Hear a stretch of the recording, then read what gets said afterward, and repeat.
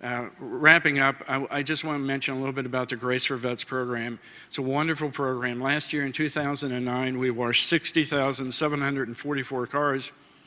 We did 252 different car wash companies. And that's hand-baked companies and big automatics. Anybody can wash a car on Veterans Day on November the 11th. We did 44 different states, and it just turned out to be phenomenal. Our 2010 goal is 100,000 cars. Could I get a quick glass of water? Oh, thank you. My lips are turning to be glue.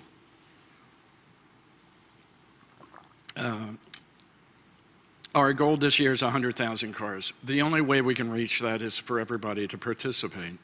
I honestly think we can get much higher than that type thing. We've never done anything at Cloister that has motivated employees, has motivated our customer base more than this has. And that's when customers come to you, they tell you they're a vet, they don't have to prove identification. If you've been in the service, you know it's an honor-based program. So when they come, they say they've been in the service, you honor it, you give them a free car wash. I would love to tell you, I can almost guarantee you, you'll be happy if you do join in on the program. The nice thing about the Grace for Vets is everybody's doing it together under one umbrella, under the car wash program. It's not me getting the credit, it's the vets that are getting the credit. I just happen to be the spokesperson.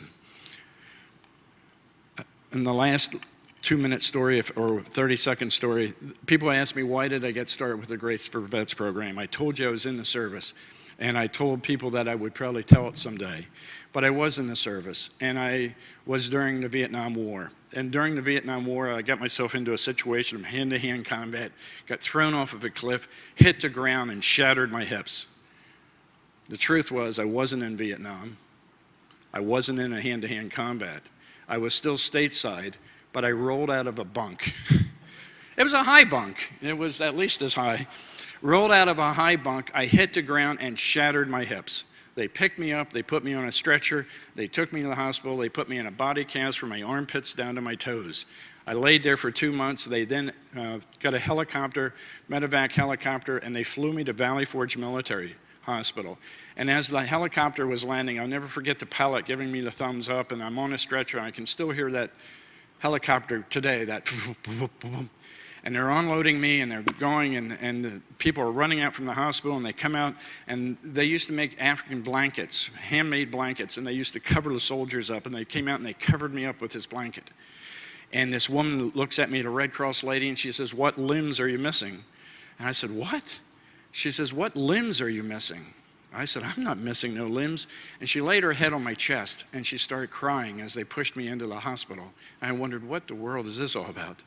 And they get me into the hospital, and I no sooner go through the door, and I realize I'm at the amputee center of the, I'm trying not to pee here. I realized I'm at the amputee center of the United States, and thousands of men are there with no legs and no arms. And I asked God at that point, why did he place me there? Why did he place me there among all these heroes? All these people that are missing their arms and legs. And me, 17-year-old, roll out of bed and break my hips, and I'm with these heroes. And the truth of the matter is, he placed me there that day so I could be here this day, asking you to support these people. They deserve it. God bless you. God bless the car wash business. Thank you very much.